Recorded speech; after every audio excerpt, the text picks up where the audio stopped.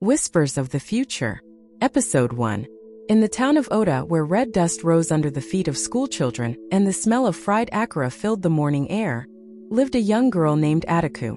Adaku was not like the other girls in her church.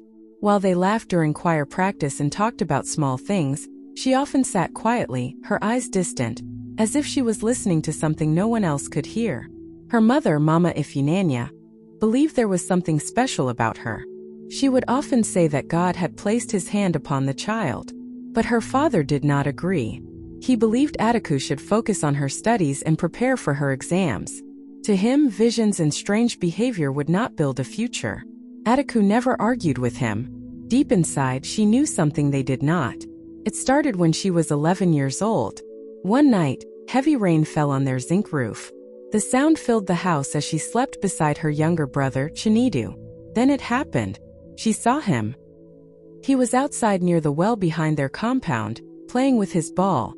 He laughed as he ran, but suddenly he slipped. He fell. His scream echoed. Then everything went silent. Adaku woke up in fear, shouting for her mother. She warned them immediately. She said Chinidu would fall into the well if he went outside the next day. Her mother was shaken but unsure. Her father dismissed it as imagination. Morning came. The rain had stopped and the ground was wet. Chinidu wanted to play as usual. Adaku tried to stop him, but he resisted. Their father told her not to worry so much. Still, her mother hesitated. Something in Adaku's eyes made her uneasy. The day continued normally until suddenly a scream was heard outside. A child had fallen into the well.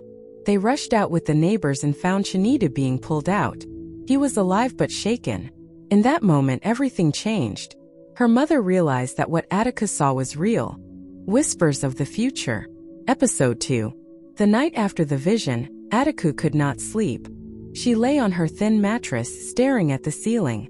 The soft hum of mosquitoes filled the room, mixed with distant sounds from outside. Everything around her was familiar, yet her mind felt far away. It was no longer resting in the present. It was caught somewhere between what is and what could be. From that day, everything began to change. The visions no longer came gently. They no longer waited for her to be ready. They came suddenly and without warning. Sometimes they came while she was eating. Sometimes during prayer. Sometimes in the middle of class. They came like storms she could not control. One afternoon in school, while the teacher was writing on the board, Adaku suddenly became still. Her pen slipped from her fingers and fell to the floor. Her breathing slowed, then changed. Her friend called her name, but there was no response. Adaku was gone.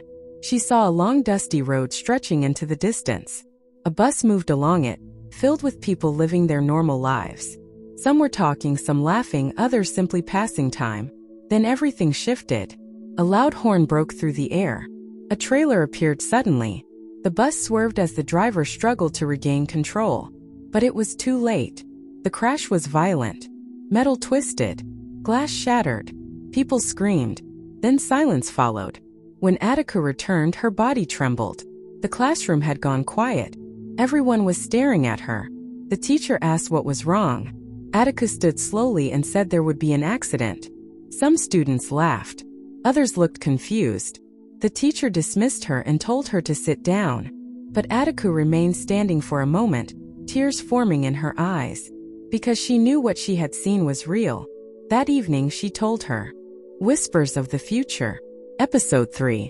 Morning came, but Adaku felt no peace. The vision remained. A coffin. And inside it, her mother. Fear consumed her. She tried to avoid everyone, but when her mother found her, she broke down. I saw you in a coffin. Mama Ifunanya stayed calm. What God reveals, he can change. That was the beginning of the fight. Their home became a place of prayer. Morning, midnight, fasting. Even her father joined. But the more they prayed, the stronger the visions became. Adaku saw sickness, weakness, hospitals. Always her mother. Then one evening it happened. Her mother collapsed. At the hospital, the doctor spoke carefully. It could be serious. Back home, silence filled the house. But Adaku refused to accept it. No, this will not happen. That night, she prayed with everything in her. Then suddenly the room changed. Heavy. Still. And the dark figure appeared. Not in a dream. Real. You are fighting what you cannot change, it said. But Adaku stood firm. With God, all things are possible. The figure showed her painful visions. But she didn't break. I see possibilities, not final decisions. Something shifted. Strength rose within her. I don't just see the future. I stand with the one who created it. The figure weakened and disappeared. For the first time, Adaku fought back. The next morning, her mother was stronger. Even the doctor was surprised. A small victory. But Adaku knew this was not over. That night, a thought came clearly. This is bigger than your family. Her heart raced. Her gift was more than saving one life. It was something greater. Something dangerous. As the night grew quiet, she whispered, "If this is a battle," her eyes filled with determination, "then I will fight." Whispers of the Future. Episode 4. The days that followed felt unusual. Not peaceful. Not chaotic.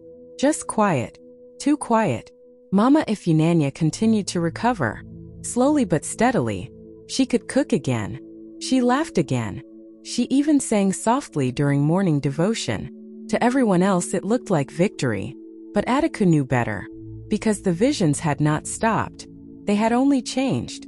This time she did not see accidents or fire or death. She saw people. Different people in different places. All praying. All fighting something unseen. She saw a young boy in Ibadan kneeling beside his bed, praying with tears in his eyes. She saw an old woman in Enugu holding her rosary, whispering prayers with trembling lips. She saw a man in Lagos standing in the night, speaking words of faith as if his life depended on it. Adaku woke up confused. She did not understand what it meant. She went to see Pastor Bamidil. As she explained everything, his expression became serious. He said something had begun. Adaku asked what he meant. He explained that there are battles in this world that most people never see. But some are chosen to see them. Adaku asked if she was one of them. He said yes. Then he told her something she did not expect. She was not alone. There were others. People with different gifts and different callings, but all connected by one purpose. To stand in the gap. For the first time, Adaku felt relief. She was not the only one. That night she could not sleep. Her mind was filled with questions. Others like her. People fighting unseen battles. Then the vision came again. This time it was clearer. She saw a wide dark place. Empty and silent. Then shapes began to appear. They were not fully human. They moved like shadows. They gathered as if they were meeting. Whispering. Planning. Watching. At the center was the same dark presence she had seen before. One of the shadows spoke and said they were losing ground. But the figure answered. Whispers of the Future. Episode 5. The night air felt heavier than usual. It was not the normal cool breeze that moved gently through Oda after sunset. This one carried something else. A warning. Adaku stood outside barefoot on the sandy ground, her eyes closed. She was not listening with her ears. She was listening from somewhere deeper. Then she felt it. A presence. Not dark. Not threatening. But powerful. A calm voice spoke and told her to open her eyes. Her heart skipped. She turned slowly. A young man stood a few steps away. He looked ordinary at first glance. Simple clothing. Calm posture. But something about him felt different. Adaku asked who he was. He told her his name was Daniel. His voice carried a deep sense of peace.